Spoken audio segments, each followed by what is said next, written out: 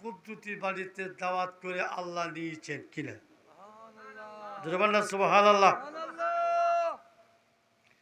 আদম নবী থেকে আরম্ভ করে ঈসা রুহুল্লাহ পর্যন্ত কোন নবী রসুলের জন্য আল্লাহর মেরাজ হয় না।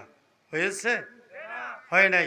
মেরাজ হয়েছে আমার নবী মুহাম্মাদুর রাসূলুল্লাহ সাল্লাল্লাহু আলাইহি ওয়াসাল্লামের জন্য, ঠিক কিনা? এখন একদল আছে কয় রাসূলুল্লাহ স্বপ্নে মেরাজে গেছে। নাউজুবিল্লাহ না। ইউএইচ আহনাফ, আপনি আহনান আফনান, আপনি জানতে চেয়েছেন মহানবী সাল্লাল্লাহু আলাইহি ওয়াসাল্লামের মেরাজে কি আল্লাহ তাআলাকে দেখেছিলেন?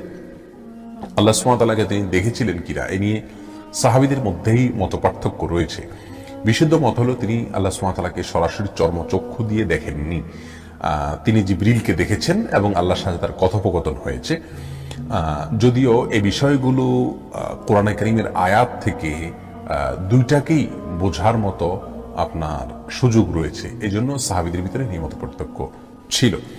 তবে বিশুদ্ধতম মত হলো এটাই যে তিনি আল্লাহ সুবহানাহু ওয়া তাআলাকে সরাসরি মানে চর্মচক্ষু দিয়ে দেখেননি, আল্লাহর সাথে তার কথোপকথন হয়েছে, জিবরিলকে তিনি দেখেছেন। আরেক দল রুহানি ভাবে মেরাজে গেছে, আরেক দলকে রাসূলুল্লাহ সাত আসমান ভ্রমণ করে বাইতুল মুকাদ্দাস ভ্রমণ করে সে আল্লাহ রসুল যে সিদরাতুল মুনতাহা পর্যন্ত গিয়েছেন, তারপরে রসুল আবার চলে আসছেন। নাউজুবিল্লাহ বলেন না। আবার আরেক দলের আকীদা হলো যে রাসূলুল্লাহ সাল্লাল্লাহু আলাইহি ওয়াসাল্লাম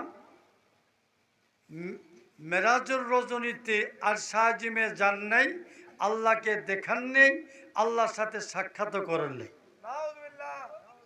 জোরে বলেন না নাউজুবিল্লাহ।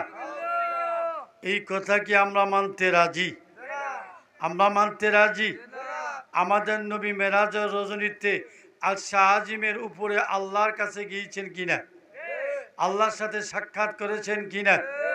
এই জন্য যে আল্লাহ পাক নিজেই বলেন, এই জন্য আল্লাহ পাক বলেন কোরআনে কারীমের মধ্যে, আমার সাথে বলেন, মা কাযাবাল ফুয়াদু মা রাআ। সুবহানাল্লাহ বলেন। আল্লাহ পাক সূরা নজমের মধ্যে বলেন, অন্তর মুবারক যা দেখেছেন তা মিথ্যা নয়। এখন অন্তর মুবারক কি দেখেছেন? এই ফুয়াদুন শব্দের অর্থ হলো অন্তর মুবারক। ফুয়াদুন হুয়া মুহাম্মাদুন সাল্লাল্লাহু আলাইহি সাল্লাম। এই অন্তর মুবারক হলেন নবী মুহাম্মাদুর রাসূলুল্লাহ সাল্লাল্লাহু আলাইহি সাল্লাম। কি দেখেছেন? আল্লাযী রা রাব্বাহু ওবে আইনিহি ওবে কলবিহি। জোরে বলেন সুবহানাল্লাহ। অর্থাৎ রাসূলুল্লাহ সাল্লাল্লাহু আলাইহি সাল্লাম আল্লাহকে দুই সিস্টেমে দেখেছেন।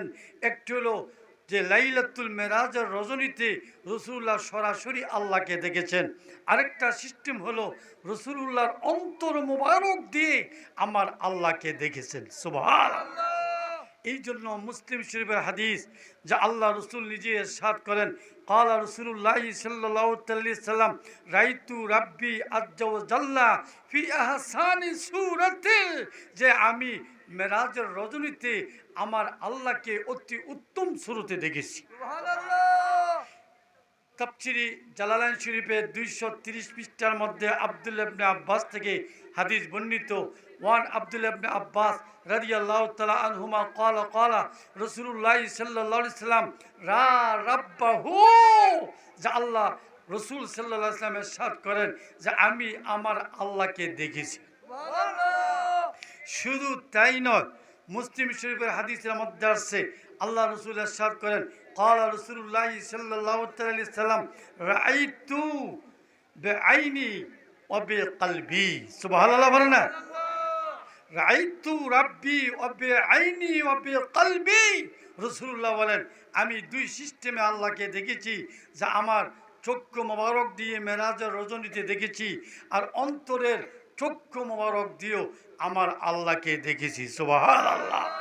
তাহলে কোরআন সুন্নাহর আলোকে প্রমাণিত হয়ে গেল রাসূলুল্লাহ আল্লাহকে দেখেছেন, ঠিক কিনা? কেউ যদি বলে রাসূলুল্লাহ আল্লাহকে দেখে নাই, তাহলে এটা রাসূলুল্লাহর বিরুদ্ধে মিথ্যা কথা বলা হয়েছে, ঠিক কিনা? ওই ব্যক্তির ঈমান থাকবে না। এই জন্য রসুল মেরাজের রজনীতি সরাসরি আল্লাহর কুদরতি বাড়িতে গিয়েছেন, আর শাহজিমের উপরে গিয়েছেন, আল্লাহর সাথে সাক্ষাৎ করেছেন, আল্লাহ থেকে উম্মতের জন্য 5 ওয়াক্ত নামাজ হাদিয়া স্বরূপ নিয়ে এসেছেন। জোরে সুবহান আল্লাহ। এই জন্য যারা বলবে রসুল্লাহ আল্লাহকে দেখেছেন, একটা জয়ীফ হাদিসও নাই, তারা আসলে গুমরা, তারা বাতিল, তাদের বক্তব্য শুনবেন না, আমরা তাদের সাথে নাই, ঠিক কি না? একটু দূরে শরীফ পড়েন, সালাতুনিয়া রাসূলুল্লাহ আলাইকুম সালামুনিয়া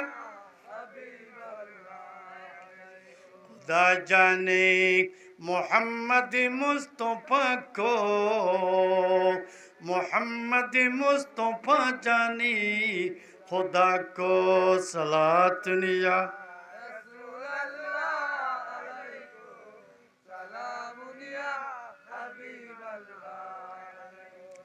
আমার নবী যখন মেরাজে গিয়েছেন, আমার নবী বুরাকের মধ্যে সওয়ার হবেন, সুবহানাল্লাহ বলেন না?